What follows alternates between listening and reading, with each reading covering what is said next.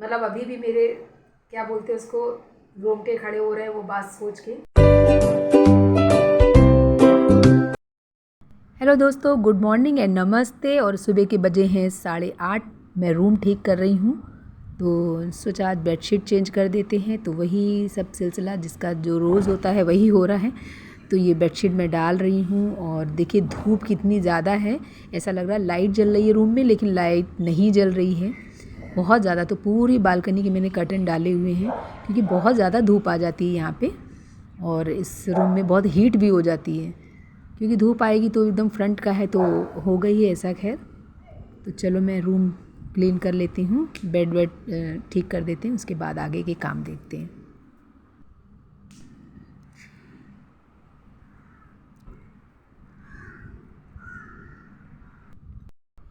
और मैंने pillow cover अभी नहीं चढ़ाए हैं क्योंकि पिलो मैंने सब धूप में डाल दिए, ब्लैंकेट वगैरह। धूप बहुत अच्छी आई थी। और बस अब हो गई है दोपहर, मतलब लंच टाइम। तो बाकी चीज़ें तो मैंने बना के रख ली थी। कड़ी बनाई है एक्चुअली आज, तो कड़ी और चावल वगैरह बना के रख लिए, तो सिर्फ रोटी सेकनी रह गई थी। और कड़ी के साथ हम लोग ना सब्ज़ी नहीं लेते हैं हमको तो लगती है लेकिन मालू नहीं लेती, इसके पापा नहीं लेते हैं। तो रूम में अंधेरा क्यों है, इसका कारण है आराम, क्योंकि लाइट जला के नींद नहीं आती है। सोएंगे नहीं लेकिन थोड़ा रेस्ट तो बनता है, इसके लिए रूम में अंधेरा करा हुआ है। थोड़ा सा कर्टन खोला उधर का बालकनी का, तो रोशनी आ रही है।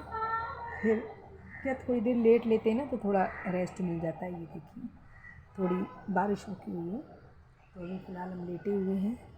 लेट जाते हैं, थोड़ी देर आराम कर लेते हैं, फिर उसके बाद शाम को आगे का। और उधर मालू गाना गा रही है, सुन सकते हैं आप लोग।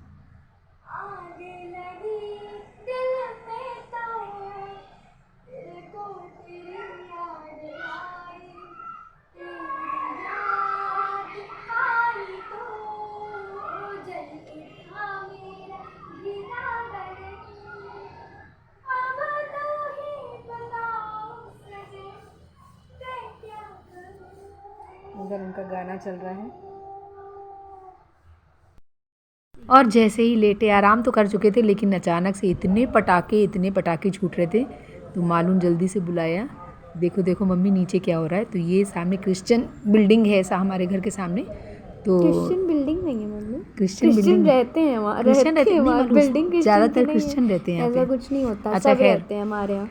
रहते, हाँ सभी रहते हैं लेकिन ज़्यादा मालूम क्रिश्चियन रहते हैं। जॉय है सब क्रिश्चियन हैं। तो फिलहाल आज शादी थी तो ये दुल्हन देख लीजिए आप लोग, कितनी प्यारी लग रही है। तो इसको हम लोग ने ऊपर से कवर कर लिया। इनको नहीं पता है कि हम लोग ऊपर से इनका शूट कर रहे हैं, लेकिन सोचा आप लोग को भी दिखा देते हैं। लेकिन बहुत प्यारी लग रही थी लड़की। जैसे दूसरे दिन भी हम लोगों ने देखा था, मतलब ये व्लॉग तो हम बाद में डाल रहे हैं, दूसरे दिन भी देखा था इसको रेड साड़ी में, बहुत प्यारी लग रही थी। चलो शाम हो गई, अब हम बना रहे हैं सूप। नहीं ये हो गई है शाम, तो अभी सूप की तैयारी कर रहे हैं। पता नहीं क्या बन के निकलेगा फिलहाल सब्जियां तो उबाल रहे हैं। अब फिलहाल चलो इसको रख दिया उबलने के लिए। ये उबलता रहेगा और चलते हैं मालू को दिखाते हैं, मालू को देखते हैं क्या कर रही है। उसको बोला था अपनी कबर्ड जमाने को, उसको देखो इसको बोला था कबर्ड लगाने को। ये देखो क्या आलम है रूम का, कबर्ड खुली पड़ी है, बेड पूरा बिखरा पड़ा है और ये पलटी पड़ी है। देखो कपड़े चारों तरफ।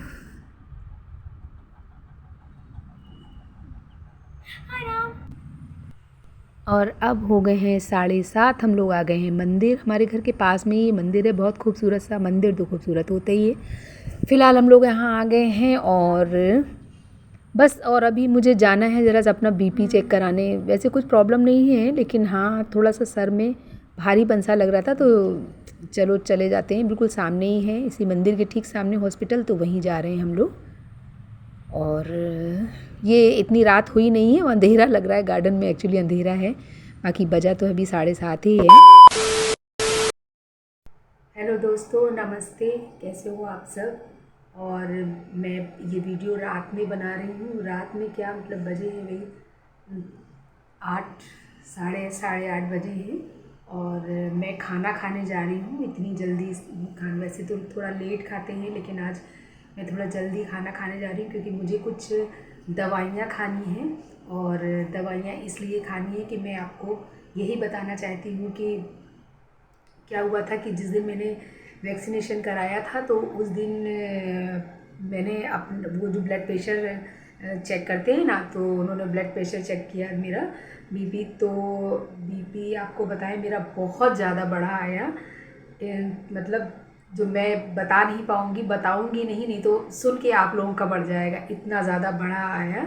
तो बस लेकिन मुझे मेरी गलती ये रही कि मुझे शायद मुझे महसूस नहीं हुआ, या उन्होंने बोला कि आपका बीपी बहुत ज़्यादा हाई है।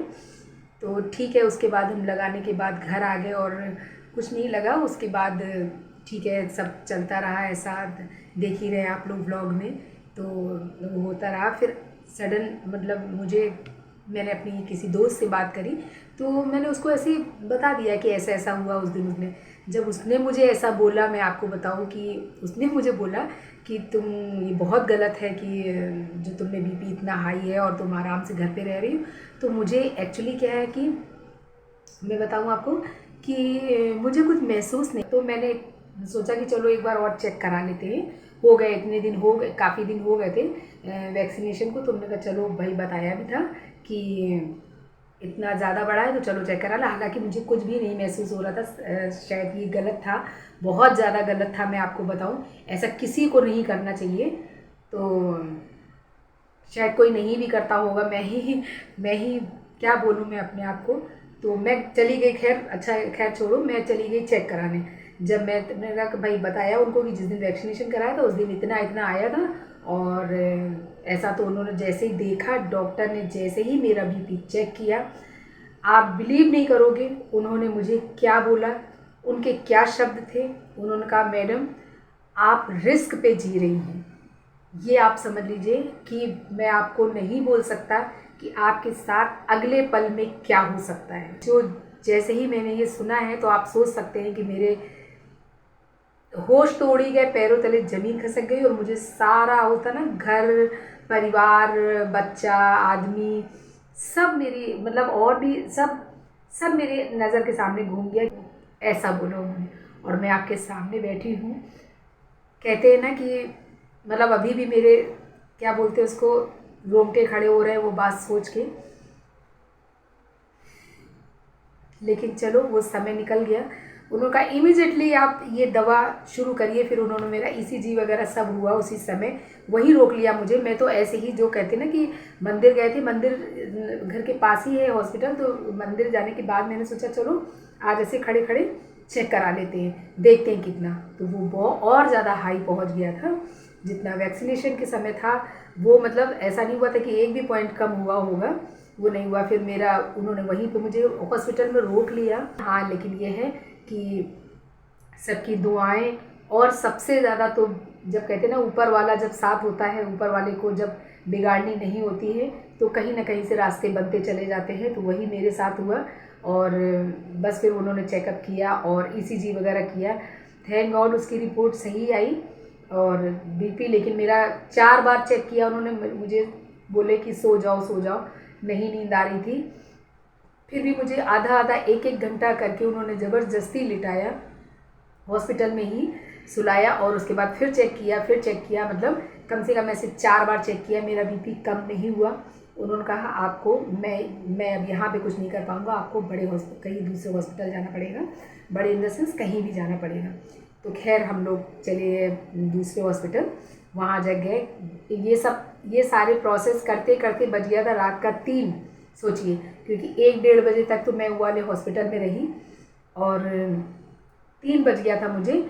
3 बजे करीब मेरा बीपी थोड़ा सा कम हुआ। फिलहाल अभी बहुत मेरी हेवी डोज दवा चल रही है, जो रात में मैं जो खाती हूँ, तो मुझे जहाँ कहाँ इतनी जल्दी उठने वाले, लेकिन अब मुझे 10 बजे तक सुबह बिल्कुल भी होश नहीं रहता है। ऐसी दवा होती है तो जल्दी डिनर कर लेते हैं, खाना जल्दी खा लेते हैं, और उसके बाद वो दवाइयाँ खा लेते हैं। फिलहाल कहते बाबा साथ में थे तो बचा लिया। तो मुझे तो बहुत चिंता हो गई थी, चिंता वाली तो बात ही है। खैर, लेकिन क्या बोलें, तो यही मैंने सोचा चलो वहाँ तक का, जहाँ तक का भी मैंने व्लॉग शूट किया था उसके बाद सडन मैंने बंद कर दिया और अचानक से वहाँ चले गए। उसके बाद से जो हुआ वो आपके सामने है। और बस अभी दवा खाएंगे।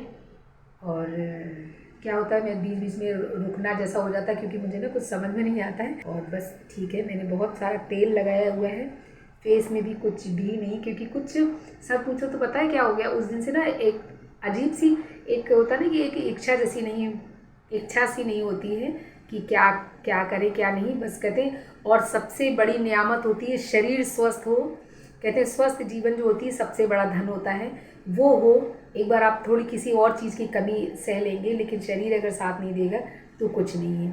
तो इसके लिए फ़िलहाल मैं क्या कहूँ, मैंने खुद ही इतना ज़्यादा वो किया है, मतलब क्या बोलते हैं, अनाड़ीपना किया है। अनाड़ीपना उसको बोलेंगे क्योंकि डॉक्टर ने यही लैंग्वेज बोली थी मुझसे, तो कि आप पढ़े लिखे हो और आपने ऐसा सोच के, मुझे कुछ महसूस ही नहीं हुआ तो मैं क्या बोल सकती हूँ।